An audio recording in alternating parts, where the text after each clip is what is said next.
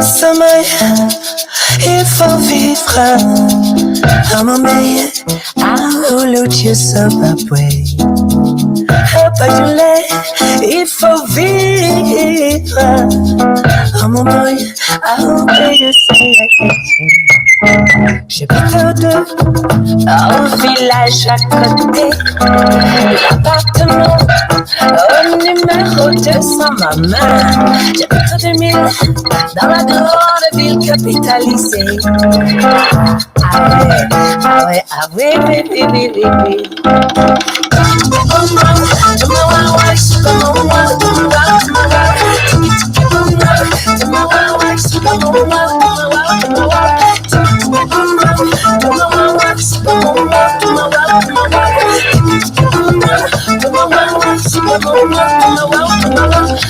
Assise dans l'herbe préfabriquée, j'y croyais à l'air plus verte d'à côté. Check the shoes.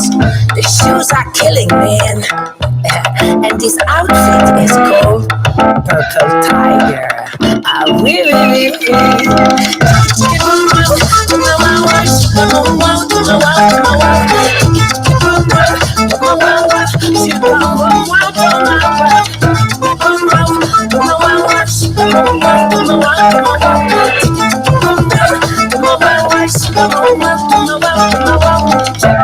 Je me suis couché dans l'herbe pour écouter le vent.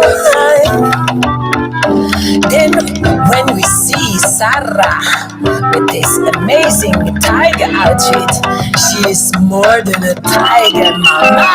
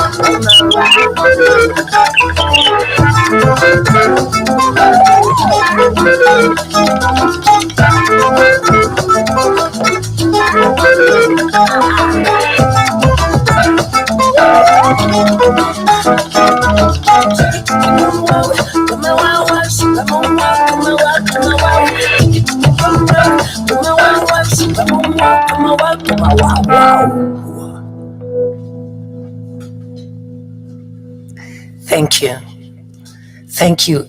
I feel you from above the screen. I feel you from the sky.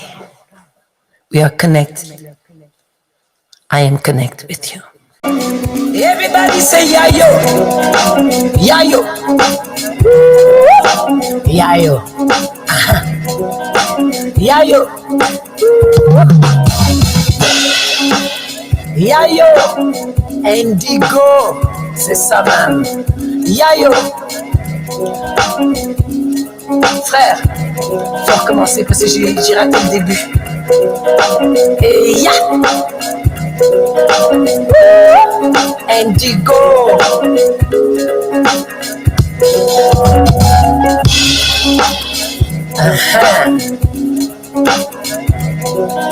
Ilanga sheli shuni weba fana mazibu yezinko ozo baba.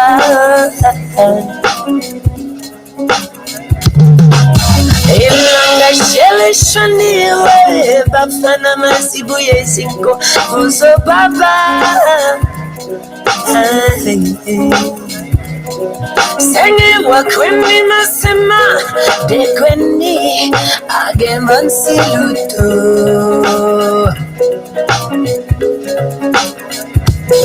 Sengi wakweni masema dekweni agemban siluto. Moza Bama, Moza Baba,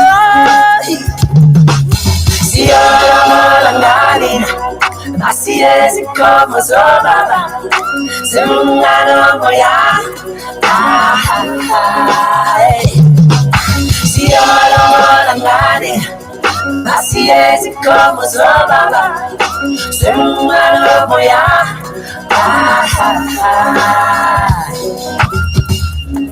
Bless you, my lots of my way, come away. Moza Bama, Moza Baba, yeah.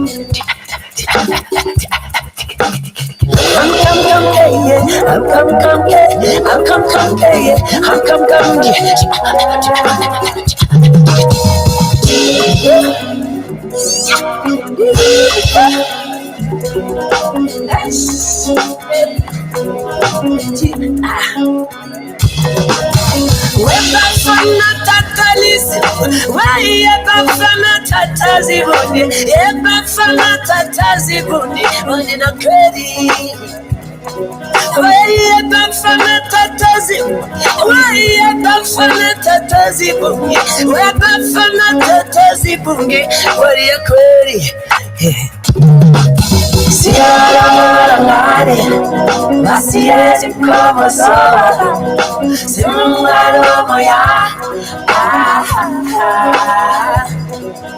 Sierra Malangani, Nasiezi como sola, Zungano Moya, Shoot, Sierra Malangani, Nasiezi como sola, Nasiezi como sola.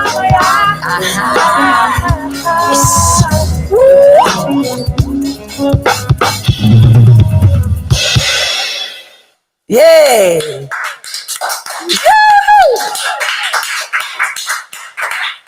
Thank you, Naomi. Now, the next song, it's an acapella song from my first album. That means was 29 years ago. Mupepe means breath, Pumzi. And I invite you to take a moment to have all these voices surrounding you and sing with me. Or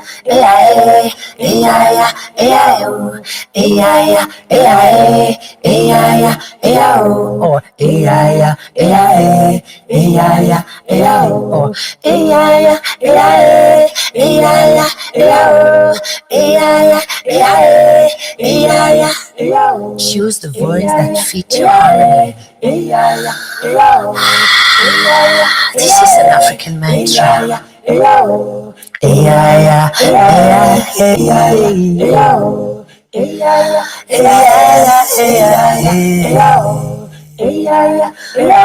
Breathe in and breathe out. L'humanité courait souvent trop vite par rapport au rythme de la terre. Prenons l'instant, prenons le moment, prenons l'instant, prenons le moment to breathe in, to breathe out.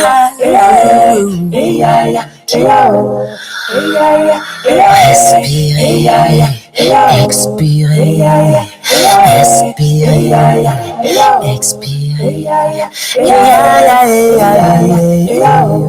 Oh, go shile, oh mama le, oh go shile pium, oh mount you le pium, oh lord you, oh mount you gay, sina sina way, oh mangile. I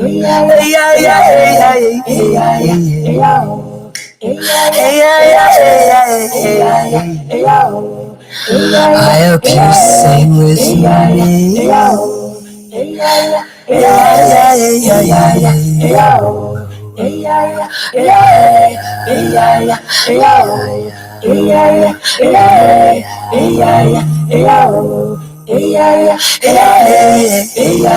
Hey yeah yeah, hey yeah, hey yeah yeah, hey yeah, hey yeah yeah, hey yeah. And the voice you hear is the sound of the original singers.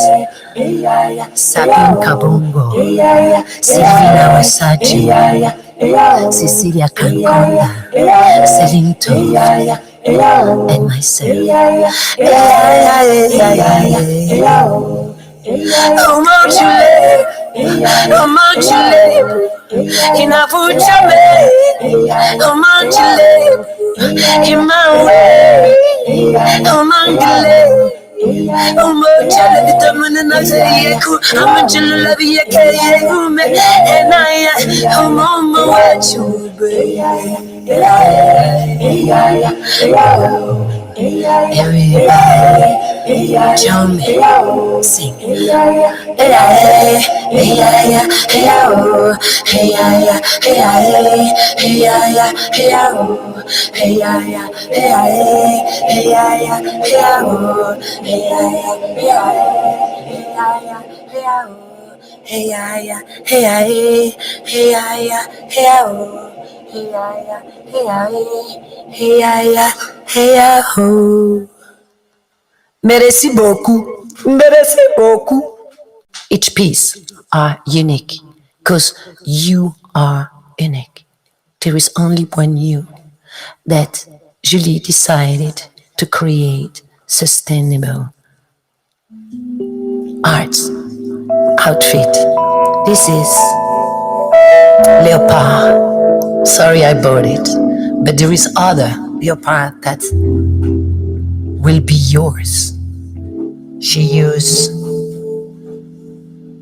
beautiful pieces, arts that she wants to recycle, beautiful pieces that have value from countries where the artisan creates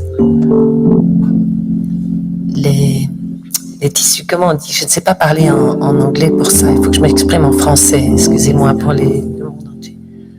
Donc c'est tous les tissus, les tissages pris de différentes parties dans le monde et elle les associe ensemble. She associates tissage. I don't know how to say that. And she creates a world that comes from her imagination. Here is Julie Menuge. Do you want to say something, Julie? That you have to come near my microphone to say it. Come sit. Julie Menuge. Hi guys. You have to be close. I just want to say thank you, Mary, for inviting me tonight. I'm really happy to share this with you, and just I hope you enjoy music meets fashion. Yes. And all the outfits we selected for this special concert tonight. Yes. We really hope you enjoy that. Yes. Tell me a little bit more about how you, because my English was limited on this. So the garments you will see are a mix between upcycling culture and fashion. Means they're made from different reused fabrics as well as handcrafted artisan fabrics. Artisan fabrics from all over the world. Especially here from Burkina Faso and Mali, Faso Danfani and Lazin from Bamako. Yes. Yeah. That all together, we want to. On veut faire évaluer le travail de nos artisans du monde entier. C'est ça. Comme moi dans ma musique d'ailleurs, c'est ce que. What I love with Julie work is that the way she puts stuff together.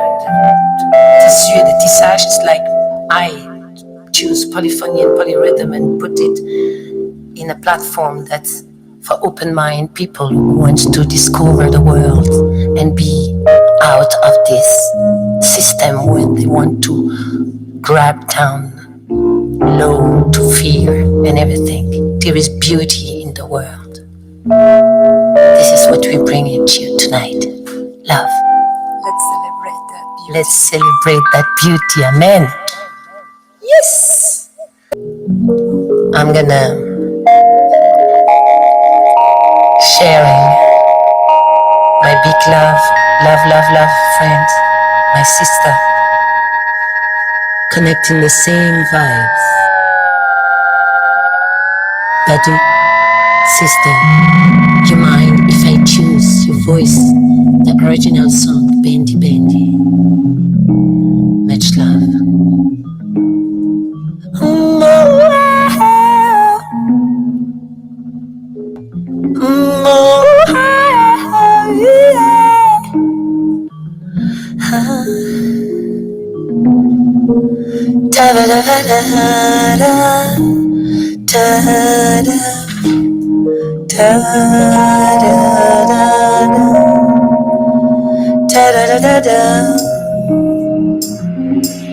Like bandy bandy, where's your body?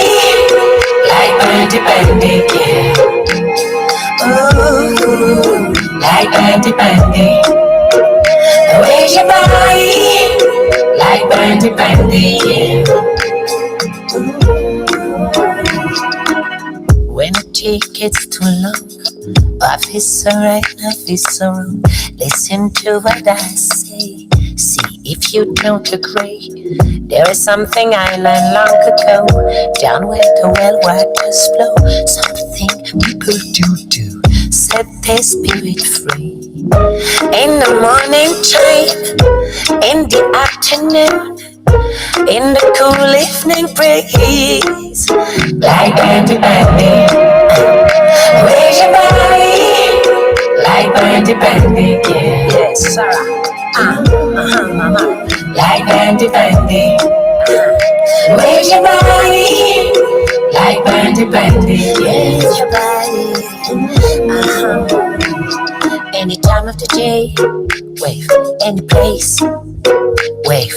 If you're feeling down, and move your body like the bendy snake. If you feel the day, wave. Any place that happen to be. If you're feeling that, just do what you need. In the morning time, in the afternoon, in the cool evening breeze. Like bandy bandy, like bandy bandy, like bandy bandy, where's your body? Like bandy bandy, take the time, take the beat, feel yourself, make you proud and shine. Till you feel your soul away. Take the time, take the beat, feel yourself and make you proud and shine. Till you feel your like bandy bandy, where's your body? Like bandy bandy, yeah. Like bandy bandy, where's your body? Like bandy bandy, yeah. To feel the rain. Let's take that moment. Feel your body with the atmosphere.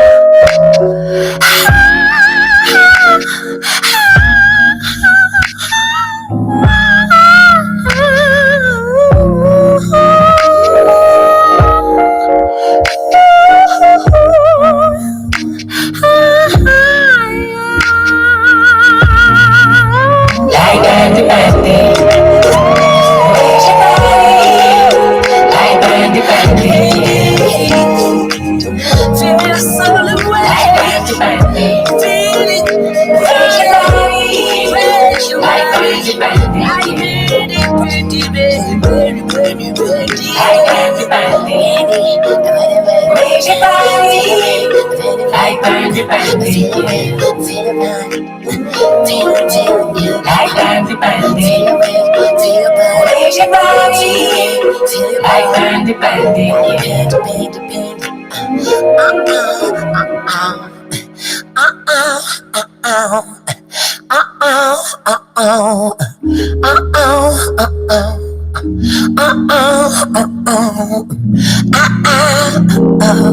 feel awake, feel your body, feel awake, feel your body, and shine, shine, shine.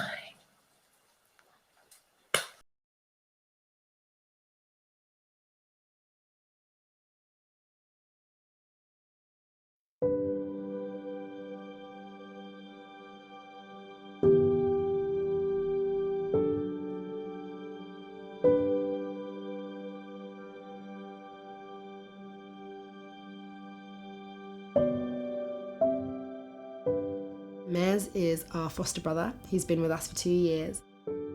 He is my absolute inspiration. His journey ended as our journey working with refugees began. We decided to go to the camp because we weren't finding the answers that we wanted to our questions about who are the people and what happened to them and why do they live in this camp and what's life like in the camp. And we were reading a lot of negativity in the headlines. It was shocking the difference that the reality was to the media portrayal. People were kind, people were open, people were welcoming. They shared their food with us, they shared cups of tea, and they shared their stories with us. I wrote a Facebook post to share some of the stories of the people that we'd met, and that post had been shared thousands of times overnight. And really that was the beginning of the Worldwide Tribe. To share uplifting stories, I think, is, the most important thing.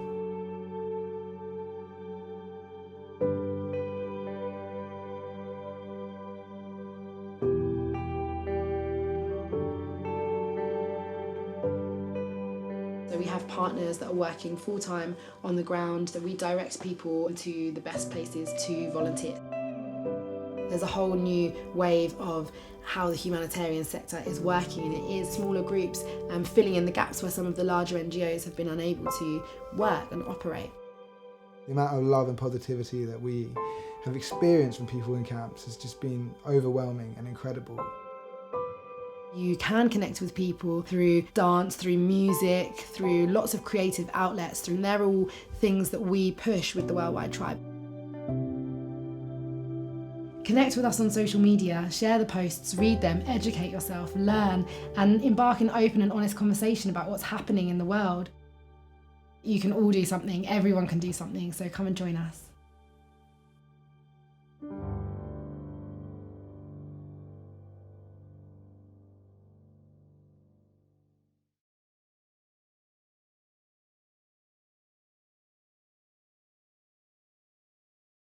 Hi everybody, how are you? I'm Noor and this is my mother Amal and this is my brother Ahmad. I love you so much, Zoe, because I know that you are doing your best for me and you are helping me a lot. And I hope I can reach Canada and arrive there because my life will be better than now. I will complete my education and get treatment. Thank you very much. Oh, thank you very much. Thank you so much.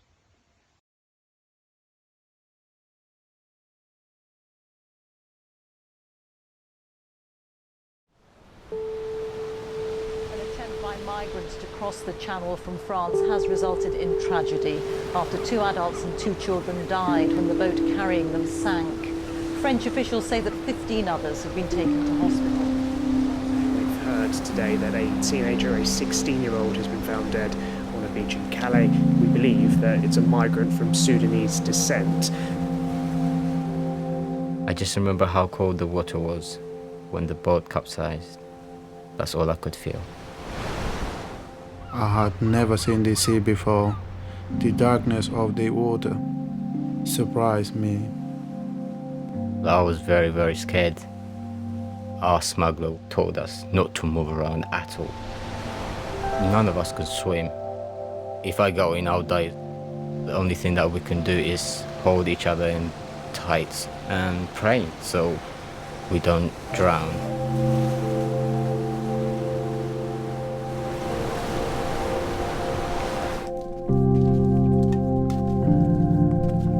This is the house that I arrived 5 years ago. The taxi driver was trying to find the house and everything, and then he pulled up over here, and I was literally standing here, same, and then I didn't know what to expect. I don't know if it's Eritrean family or English family. When they opened the door, there was a lot of happy people, welcoming, very nice. The happiest day of my life. On the day that he came, we'd all been waiting, and there he was. His eyes were full of trauma, I just wanted to put my arms around him and tell him it would all be okay, that he was safe now. I've now gone through the process 3 more times with the other boys, and each time it has brought me so much joy. My mum, this family means literally everything to me. It feels like a dream. I didn't know these boys 5 years ago, but now they're my sons. As soon as I got to this house, I feel connected to them just like that. We all love each other, respect each other. This is what I love about this family. I feel happy, safe, and I feel loved.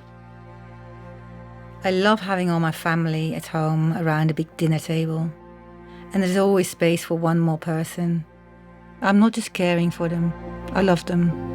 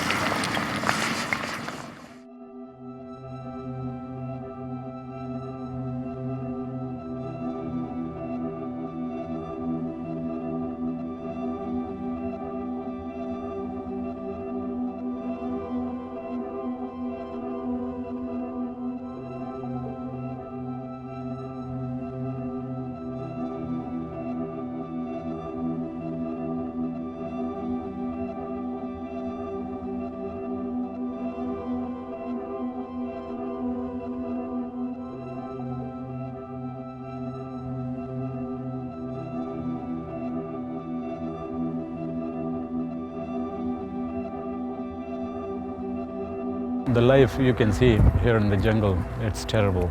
There is no light, there's too much cold. It's not easy for people that are living in jungle here. The weather condition here is very bad.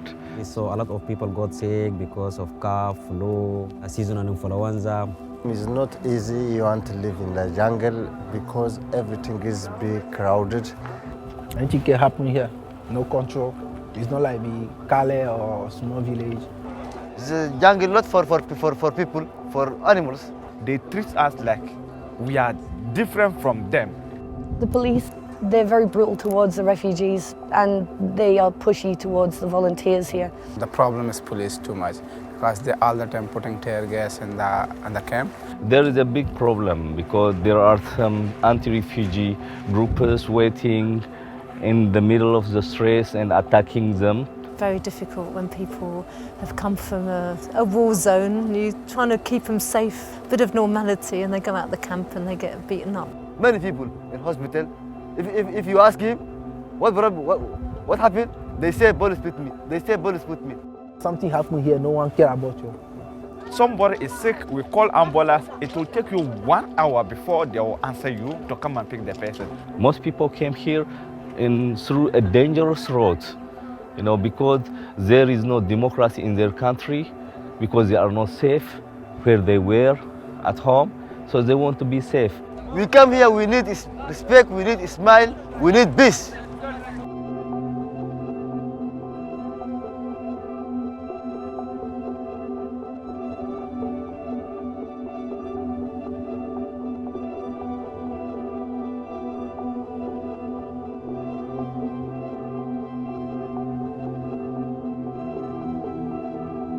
You know, this summer was very different. There were 3,000 people, but they were, instead of having 200 helpers every day in the jungle, there were 10. So it was a huge amount of work, and we had a lot less resources than there are now in the jungle.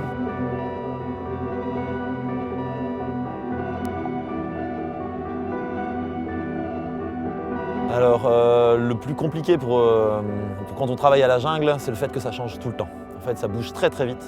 L'aide est arrivée en masse très rapidement et il a fallu s'organiser et gérer les urgences. It's been a kind of organic process of building something that is just been created by people just knowing what they need.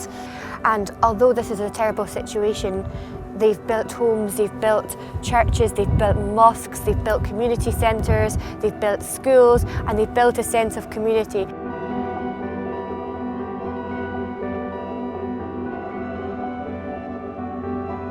The resilience of these people and the dignity of these people in awful conditions. I see the people can change anywhere. The people can be positive because they have here now business in jungles, restaurants, hammams, showers, mosques. There's now a kind of council of elders who meet several times a week to discuss sort of, how to handle the problems that arise here. Souvent j'ai des difficultés, mais même dans les difficultés, j'ai arrivé à survivre dans ma vie, dans la jungle, parce que j'ai fait des choses que je n'ai jamais fait dans ma vie, comme être artiste, être architecte. Although it is too hard life, but here we managed to form our own community, our own family. We are learning to live in harmony, This is a very multicultural society. C'est le fait de rencontrer des gens qui viennent de partout qui m'a vraiment fait du bien au cœur. We were just immediately invited in to people's tents and people insisted that we share food with them and immediately began talking to us very intimately about their lives. Whenever we've bought stuff here to give people, they want to share it with you. If you bring food, you have to sit down and eat with people. And I've already had 7 cups of tea this morning because wherever you go, you have to sit down and say hello and talk. And that's the positive moments where we get to kind of like sit around and have conversations with them, get to know where they've come from, what's happened, like have a some form of personal relationship. I was taught how to dance by Eritreans. I made a lot of good friends and, These refugees have cultures that are so incredibly welcoming, and this is what we're terribly lacking in the Western world. And being here made me discover that even more so. Here's my prince, he can come in. Yeah, I know. Riaz is some young man. Riaz is a refugee who helps the other refugees. She came and took me to her house, and I've been in her house for 3.5 months. And we have a good relationship. And then I called her mom, and she called me a prince.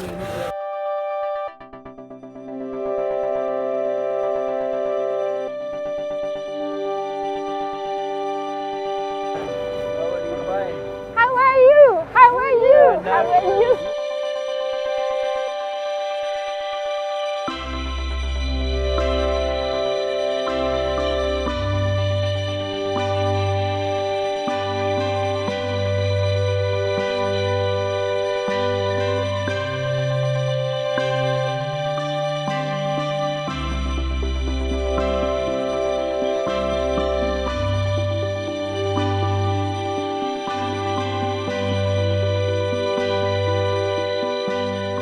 Because of everybody's involvement, it became a seed of hope, which is actually sprouting.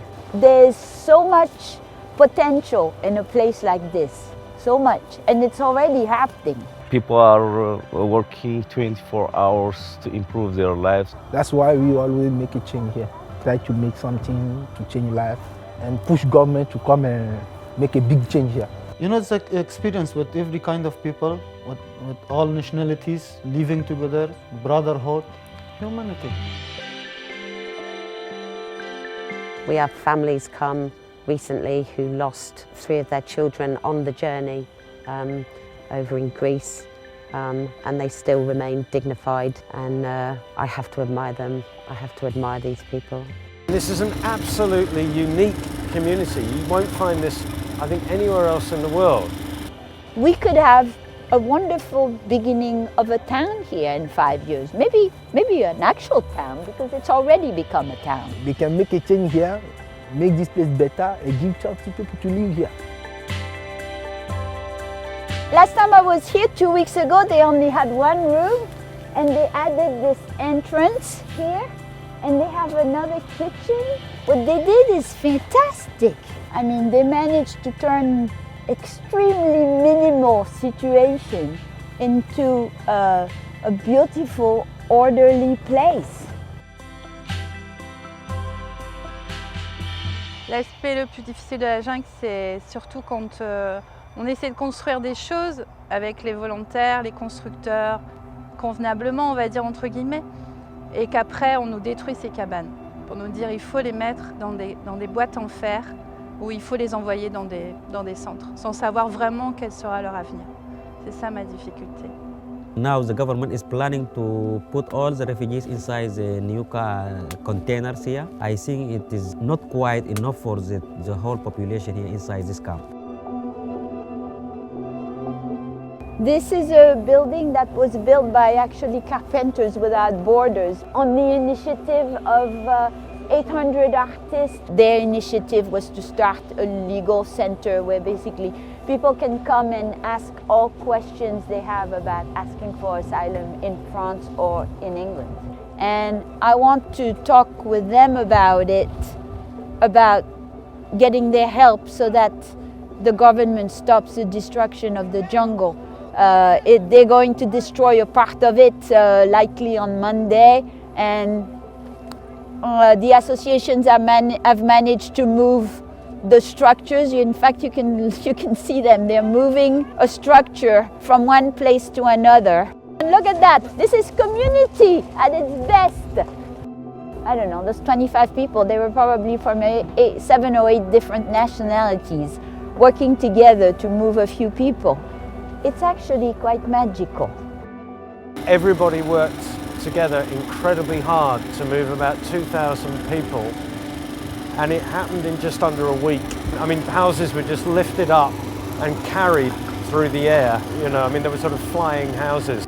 This place keeps some people grounded. It's horrific, but it's really special, where everybody's worked so hard to facilitate this rebellion, you know. I worry about the people here and where they're going to go. Look how we live. These people, they don't have nothing, refugees, they don't have nothing. At the Women and Children's Centre, we've gained quite a number of unaccompanied children. They've got no family here. We are very, very concerned that if the jungle goes, these children will be lost to us. So for me, that's the biggest concern. The little form of stability that people have here will be lost. People will be misplaced. Again, the long-term volunteers here have spent a lot of time trying to make this into some form of a small community, and to get rid of it and make their lives havoc again is not okay. That's the mark of what they're going to destroy. So everything on this side is what they're going to destroy, you know. There's like 3-4 restaurants in a row and hundreds of tents and habitations.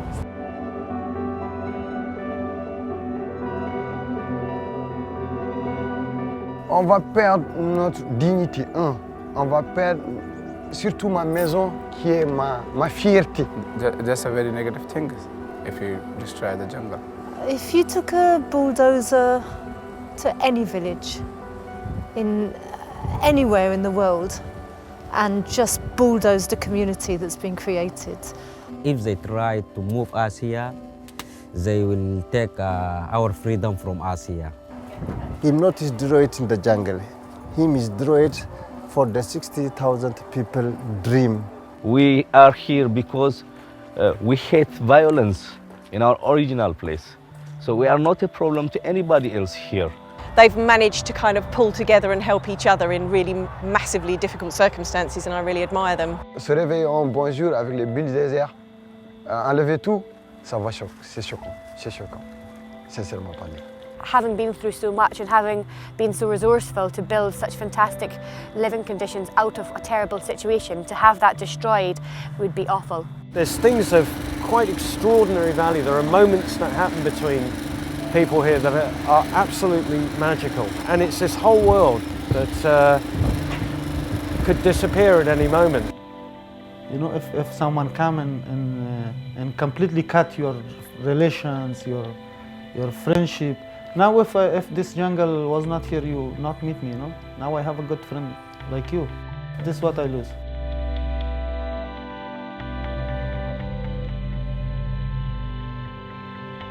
When we have our life shattered, we are sort of a refugee.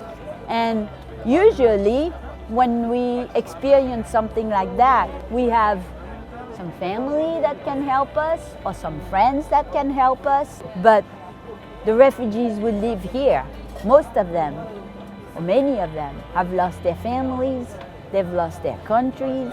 And if we can remember the terrible times some of us have gone through, and imagine what it would have been like to go through that without support.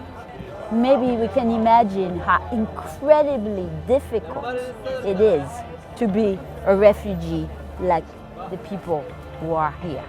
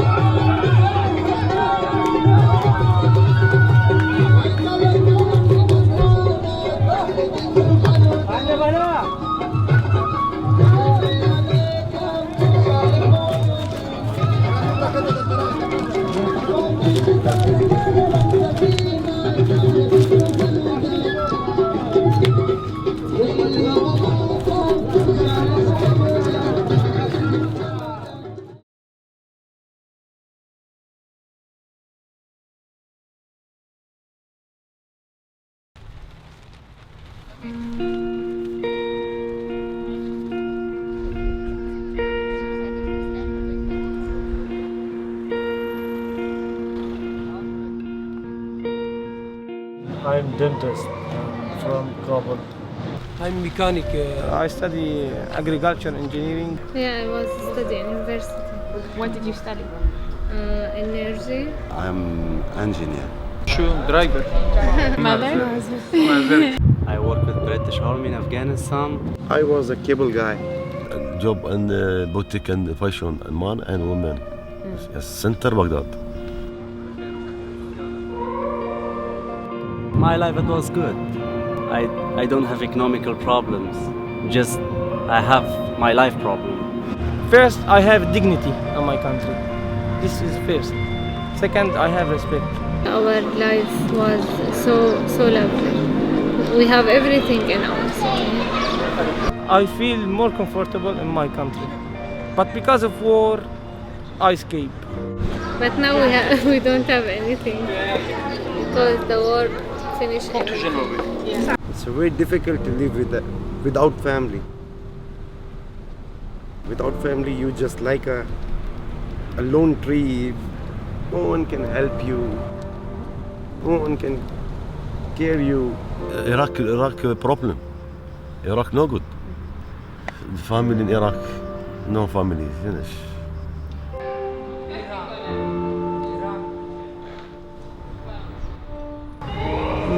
We try to forget what happened to us. We try to do something to, make better, just football or some hobbies. We play cards, we play chess, we go to swim, we do, but just to make time goes. Just we want to finish the day, nothing more, nothing less, but not to have fun because nothing will make us happy here. We are just waiting for a bright day. We are waiting for a bright day. I know this is a night.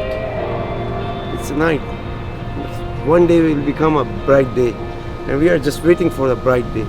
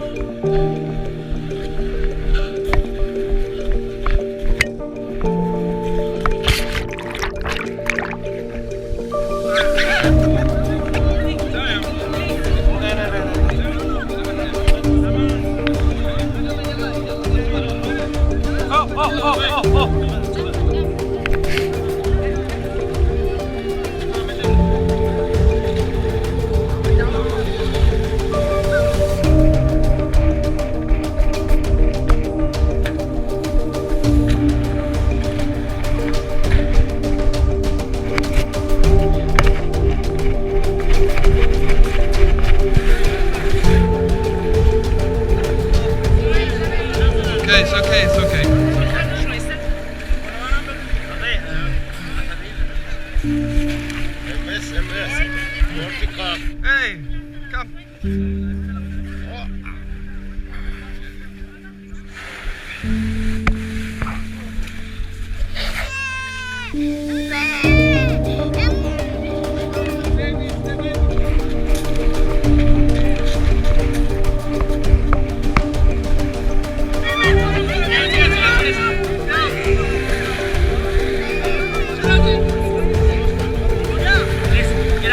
Get out.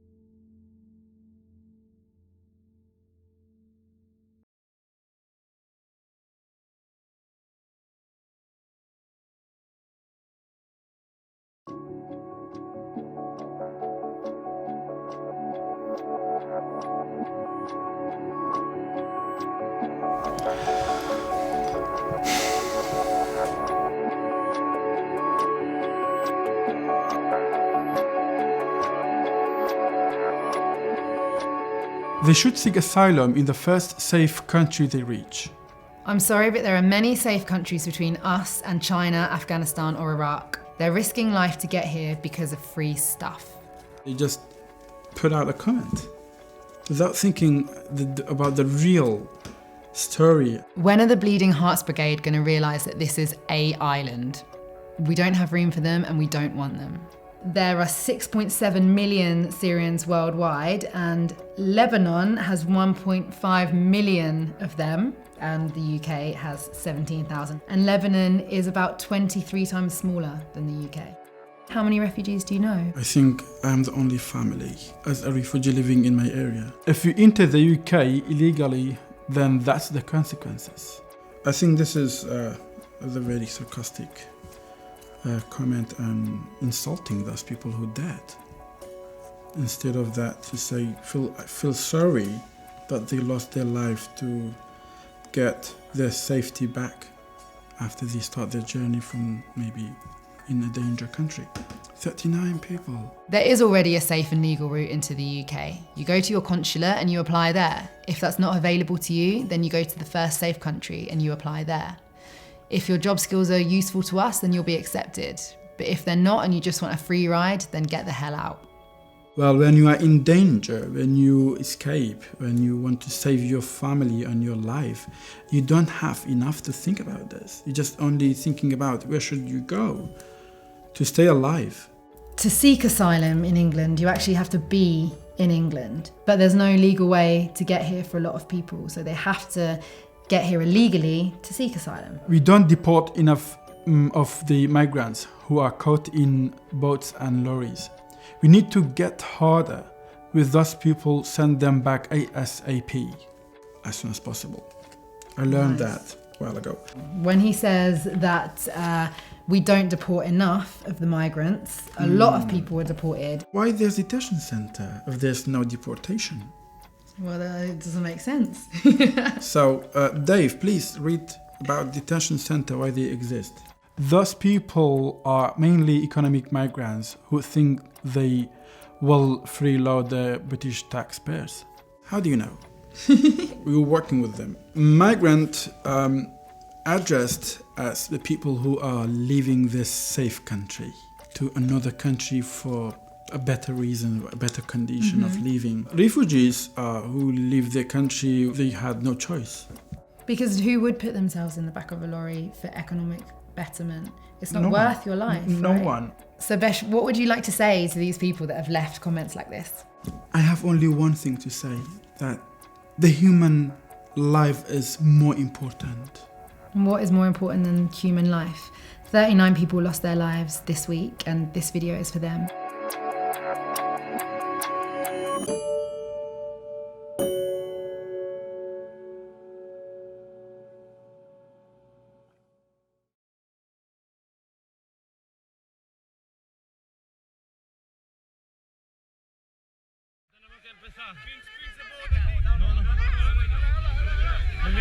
Tenemos que empezar.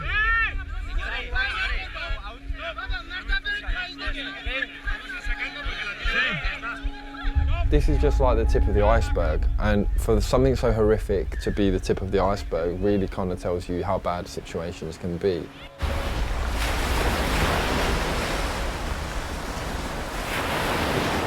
I've been to camps all over Europe, I've been to Turkey, and these stories are normal. This is normal.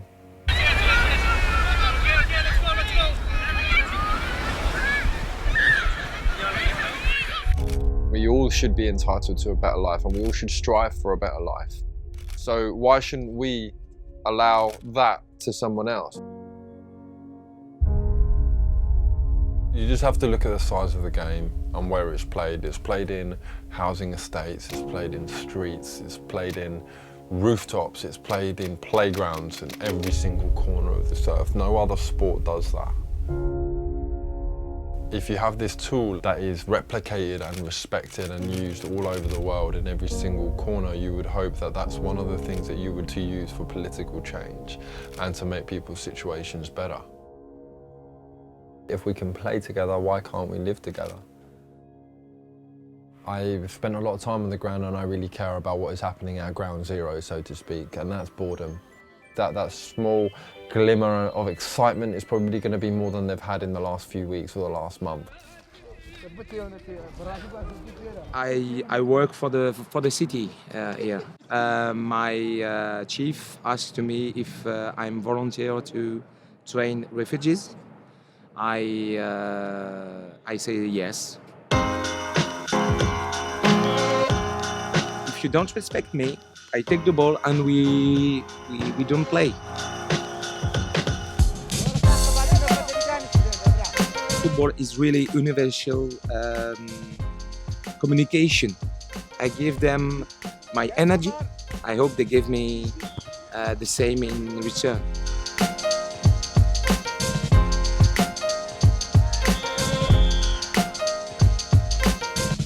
I don't know them, but after one month and a half,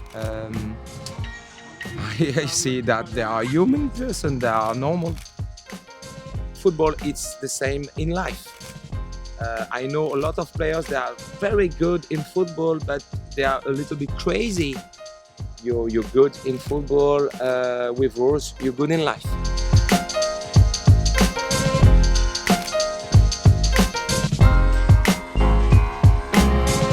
All my colleagues don't want to work because they have prejudices. You know, you imagine walking along a pavement and you see a mother and you just say hello to her and you notice that that child is dying. And this is in Europe. You know, why, and especially why are we being put in those situations? Why are grassroots independent volunteers being put in these situations? Who is failing them? Providing people an opportunity to get together and to play football alleviates that a little bit. Everything will just go out the window, it doesn't really matter, it's football and that's what it's about.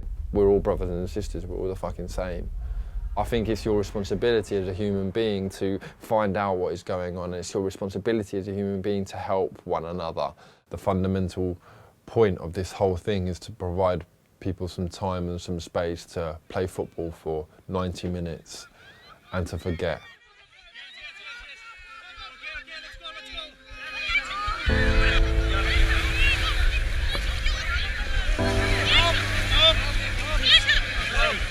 Ayúdanos aquí. Get out.